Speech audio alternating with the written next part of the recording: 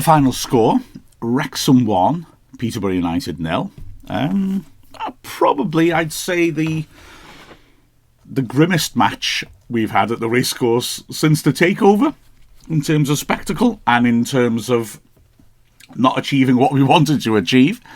But a great lesson in football, isn't it, really? That we suffered for 2 hours with a really subpar performance, struggled like hell.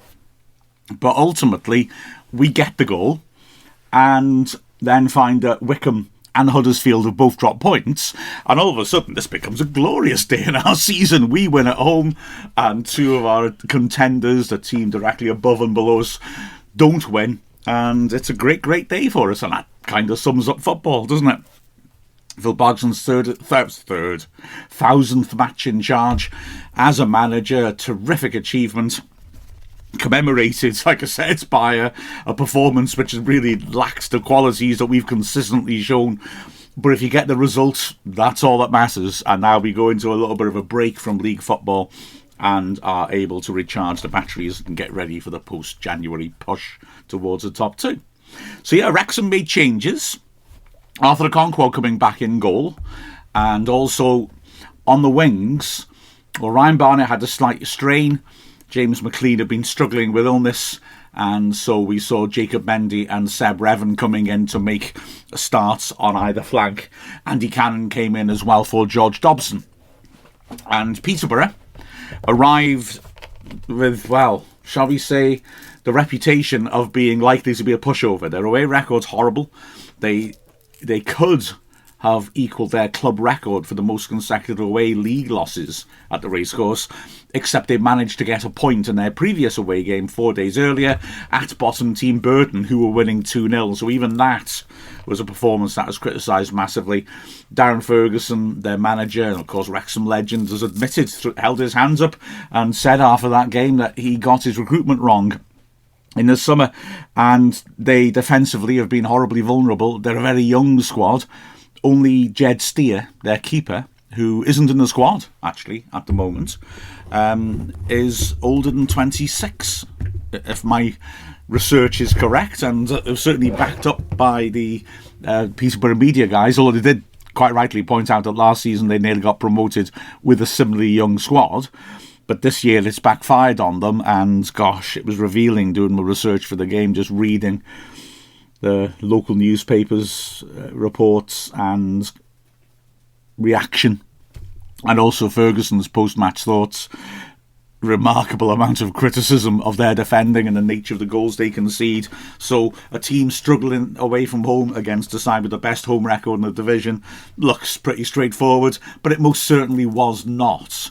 Now, we started really quickly, and the first 5 minutes or so, in which we get 3 corners and we are really hassling them in their own penalty area, felt like the beginning of something. It looked like exactly what you want against a team that apparently has got naive defenders, apparently making unforced errors, because we were at them all the time, troubling them, and it was difficult for them to do anything but clear it back to us, who then would put the pressure back on again. So it started beautifully, but we didn't create any chances from that enthusiastic play, and Peterborough started to get the ball down and play, which is their style, and they did it well. They were calm on the ball at the back. They moved it around well, and all of a sudden we weren't getting at them, and indeed there were spells where they were camped in our box. I'm not saying this to criticise Revan and Mendy, both of whom I rate, but on the day I think we did miss McLean and Barnett. I mean, all the talk before the match, including from Ferguson, was about how Peterborough don't do well defending crosses. Well, we didn't get that many crosses in all honesty. It's different from normal when you've got Barnett and McLean really terrorising defences and stretching them out wide. Mendy made a couple of good breaks forward, but maybe didn't quite release the ball quickly enough. Revan, likewise, I suppose, really, and especially he's left-footed and he's playing on the right, and he was often trying to cut back on his left and pull the ball back in, and maybe he ought to have, having committed the full-back and dragged him deep, pulled it back for Cannon or Cleworth, who would be waiting for that pullback. But anyway, for whatever reason, hey, surprise, surprise, no comment particularly on Revan and Mendy, but, you take out maybe the 2 best wide players in the division, and we're not as good out wide. Go figure. I must also say neither of those players have started the game for quite some time. So, it's difficult for them to come back in. Anyway, we weren't creating until halfway through the first half, first opportunity to do something, really. A good work by Mendy, who caught Johnston, who Peterborough had signed that day, at right wing back, and Wrexham had a 4-on-2 break. Now, it looked, what happened next, like maybe Mendy had not done well. I think, to be fair to him, it wasn't his fault. We've got Mullin and Palmer driving forward through the middle and Cannon on the far side. Mendy's driving down the left. I think maybe Mullin and Palmer both trying to get into the box to be a target for a cross, perhaps reduce Mendy's options in terms of being able to pass it around and take advantage of the extra men that we had. And it also kind of means that if you want to take advantage of having extra players, he's got to go to Cannon at the far post. It's not the easiest of passes. He plays it pretty well. Cannon, though, it's not an easy control for him either, and he brings it under control pretty well, but not well enough to get a shot off, really.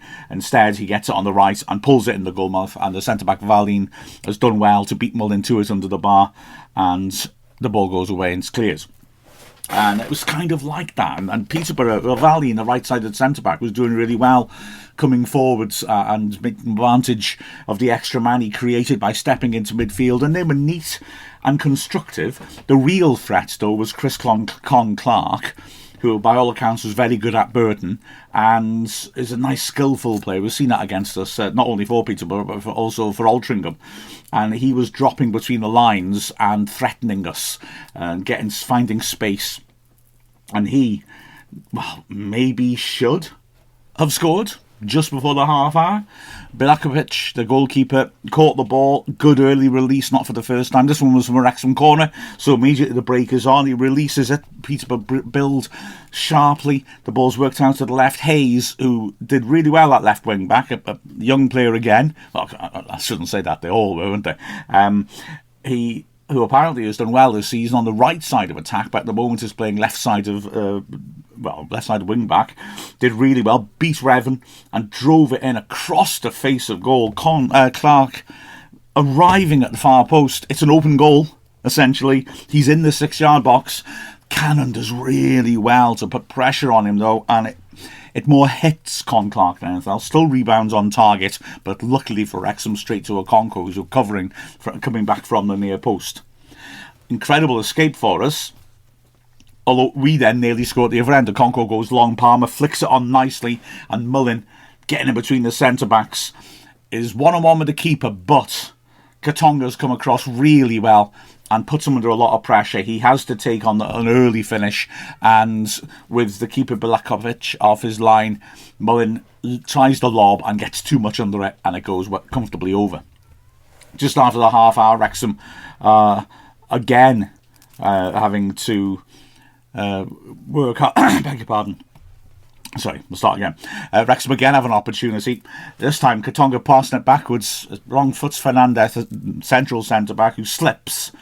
And as a result of that, Mullin, what's wrong with me today? Palmer is in on goal, but he isn't able to get into a great position as he drives into the left channel, and then he hits a weak shot, which he feels was because of a penalty. I'm not so convinced. Valine had come back from his advanced position, done well to get back. He put his hand into Palmer's back, yeah, absolutely, but I don't think it was enough to warrant a foul, maybe enough to knock him off balance a bit. And we continue to toil, really. Peterborough controlling possession pretty well. We had the odd little moment of hope. Mullin took a free kick from just outside the box, but flicked it just over the crossbar. In the second half, same pattern, in all honesty. Wrexham struggling to really create things, and we again nearly conceded 10 minutes into the second half. O'Connor off the pitch after having treatment. Good skill by Con Clark again on the flank. Crosses the ball in, and Revan does really well to win the header against a much taller Ohonvi on the edge of the 6-yard box. And then Mullin, who dropped back into midfield to cover for the absent O'Connor, does really well to draw a free kick from Hayes, and the danger is gone. Phil Parkinson isn't going to hang around, so 15 minutes into the second half, he brings on Stephen Fletcher. And he does start to improve matters. He's bullying the centre-backs a bit more. Like I said, we weren't asking enough questions, I think, of their defence and their keeper. And to be fair to the strikers, Palmer won his fair share. Mullin's movement was good, but we weren't getting good quality service to them, or not feeding them in positions where they can isolate somebody often enough. Straight after Fletcher comes on, there's another moment of hope. Revan doing well to find Mullin, who just dropped off to make a space and then drove into that space down the right. He cuts into the box, drives it across the face of goal, looking for Fletcher. Katonga gets a foot to it, but deflects it towards goal. Comfortable save by Bilakovic. And, well, there's your issue, isn't it? Really, 61 minutes gone, and that's the best we've managed, is a soft save off a deflection from a defender. At the other end, there's a Con Clark free kick by the corner flag, which is put under the bar, and the big centre-back Fernandez jumps with Okonkwo and gets to it first, but heads it over. Okonkwo not making it, but at least getting close enough to be able to put Fernandez off, as he desperately appealed for corner, which it never was. At the other end, Cannon, who was lively in midfield as well to win the ball back after an O'Connor cross. Corner has been half cleared. It's picked up by James, who squares it, and Mullin, with just a fraction of a moment to be able to hit a shot on goal from outside the D. Hits it with his left foot. Good contacts and good instincts, but too straight, and a comfortable save. Revan then has a promising moment, winning a tackle on the corner of the box, cutting it onto his left foot and trying to curl it around into the far top corner, but he puts it just off target. A good effort this by him, and within a minute a double change. A bold one by Parkinson in that Mullin comes off for foul, but Mullin did okay and was looking lively. Also Mendy comes off and McLean comes on, and I think it's really these three changes he's made up to this point that make the difference. Obviously Fletcher, because he will score the goal, but McLean comes in and he brings that McLean energy. All of a sudden, we're bristling with a bit more intent on that part of the pitch. McLean is driving forwards, is coming inside as well, and is really in the centre of the game. And as well, Farl did again a good job off the bench for me, just causing hassle in the box. He's unorthodox, but he's awkward for the defender to handle. And yeah, he just added to that sense of Peterborough's defence now starting to live up to their billing and have a few panicky thrashes away and little edgy moments at the back because they're getting worked a bit more. And indeed, there's a little moment that could have led to a goal. McLean driving the ball forwards. Fletcher looked offside to me, but he flicks it on. Cannon does well to bring the ball into control on the right side of the box in the crowd and pull it back for Revan, who tries the same shot again that he tried about 5 minutes earlier, the curler into the far top corner. Can't get this one on target. The fans are unhappy and they did get on Revan's back a little bit, which I thought was unfair. The whole team didn't live up to their usual standards. And to be fair, the first shot he made, everyone was excited. It was our best efforts of the game at that point. That second one isn't that much more off target, to be fair. It's a legitimate idea. But anyway, we keep pushing on. Cleworth stands up a good ball to the edge of the 6-yard box from the right. Fletcher gets up well and plants his head on it, but can't get over the top of it, and the ball goes over the bar because, again, Valine has got tight on him and just knocked him off balance. But now, for the first time in the game, you're starting to feel a goal might be coming. We're starting to take control in midfield. We're pushing them back. Like I said, McLean is giving us a bit of punch. Fletcher is roughing up the centre-backs. And you just feel, okay, we're still not what we normally are, but we're threatening now. A minute later, a funny little movement where the ball's played down the left-hand side by O'Connor. Fletcher gets it well with Valine, and the ball drops loose. Farl is following up on it. It hits him more than anything else, but bounces nicely into the path of Fletcher, who hasn't got much time to react, but latches onto it and drives the ball into the box, where Hayes at the far post gets to it first, but in looking to thrash it clear, smacks it against Valine, who's standing right in front of him, and it could have ricocheted anywhere. Luckily, for Peterborough, it doesn't ricochet on target. But it is starting to get a bit like this now. Like I said, Peterborough are starting to live up to that billing of you put balls in the box and they're panicking a bit. And there's quite a few thrashed clearances. Fernandez makes one when the ball it's the keeper's ball and he's just waiting for it to arrive, and Fernandez just steps in front and launches it, which leads to a very long spell of possession by Wrexham as we move it around on probe. And it's starting to turn that way for the first time in the match. They're giving the ball straight back to us. Well, the first time since those opening stages. Ultimately, they pay the price. 87th minute winner. A good, again, 10-pass move by Wrexham as we just pen them in and probe for gaps. In the end, O'Connor feeds the ball down the line to Rathbone, who does really well. Takes on his man, accelerates past him, stands the ball up beautifully to the far post, and there's Fletcher with an excellent header. Really gets up well, makes good contact on it, and puts it right in the top right corner, where even Balakovic, who's a big guy with long arms, can't reach, and the stadium goes nuts. Fletcher celebrates by getting himself a bucking. For taking his shirt off in his celebration. It's got to be said, my goodness, if you can throw a shirt that high, I think maybe it was worth taking the bucking. He got a lot of altitude on it.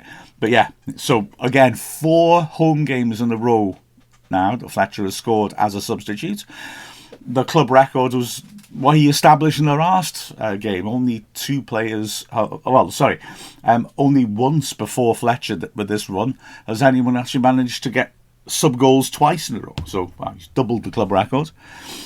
His 3rd highest scoring substitute for Wrexham now, and is equal top scoring home substitute for Wrexham. Wow, quite something.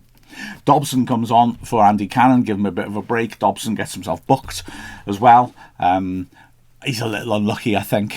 He wins the ball cleanly and the ref books him for his follow through, and I'm not sure there was all that much in it. It hit the man and he was hurt, but I'm not sure it was really that sinister. But we hold that pretty comfortably, in all honesty, even though Balakovic goes up for a corner right at the end of the match, and we win. It's an ugly win. It's a performance in which we're not ourselves, but it's 3 points. Never mind the quality, feel the result, and that's the key thing in football. Like I said, don't know how Wickham played, don't know how Huddersfield played, but they dropped points.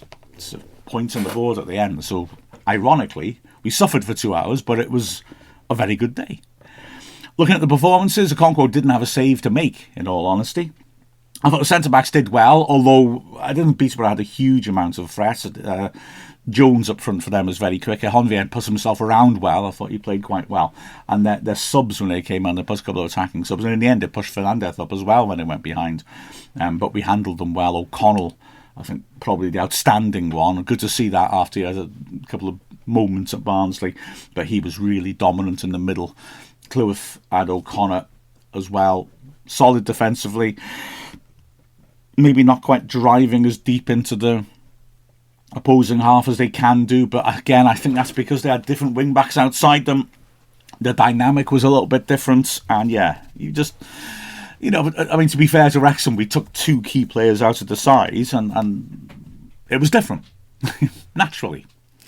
Those 2 wing backs, like I said, aren't as effective as Barnett and McLean in that match. Revan started very brightly. We didn't get much of a chance to really release him sprinting down the flanks, which of course is his strength. His pace is his strength. And on other occasions, we haven't really been troubled by this, but on this occasion, he was playing on the right and looked like he really wanted to get in the left. He didn't interact as much with Cannon, who of course works so well with Barnett. I'm not criticising him or Mendy. They are just different and lacking match fitness or sharpness, and that's the point. Mendy made some good driving runs, but then maybe he was a little slower than maybe McLean would be in terms of deciding what he does at the end of it. Although that big moment for him, the 4-on-2 breakaway, I think his options were more limited than it looked. They had solid games, and defensively, well, Revan had a couple of issues because Hayes, the left wing back, as I said, was a good player. But beyond that, no, they had good solid games. Centre mids, Matty James again, good on the ball, kept it circulating well. I thought Cannon did well, lots of energy, winning the ball high up the pitch. But like I said, with the combinations not quite there as they are with Barnett, Rathbone player of the match, just everywhere. He or O'Connell for me. Rathbone was just everywhere. He works so hard, doesn't he? And then puts quality in like he did for the goal. Up front, I had a lot of sympathy for Mullin and Palmer, who worked hard, and it just wouldn't quite happen for them. And then Fletcher comes on. Maybe he's man of the match as well. I've got another bravura performance by him. He and Fal caused problems. McLean did well. So, yeah, we weren't a well-oiled machine, but we got the win. And that's all that matters. So we go on now. Virtue Trophy coming up on Tuesday, which will be a chance to get minutes in players' legs, and then a little bit of a break in the league. But yeah, that's a very pleasing way to sign it off. And although we've had to rely on late goals a lot, in 4 of our last 5 home games we scored a winning goal in the 87th minute or later. The fact is, never mind that, just look at the column, all the W's. Yeah, it's not bad. It's good reading. We've done well through the Christmas period, and we've set ourselves up nicely now to push on from January. With a final score of Wrexham 1, Peterborough United 0, I'm Mark Griffiths from Wrexham AFC.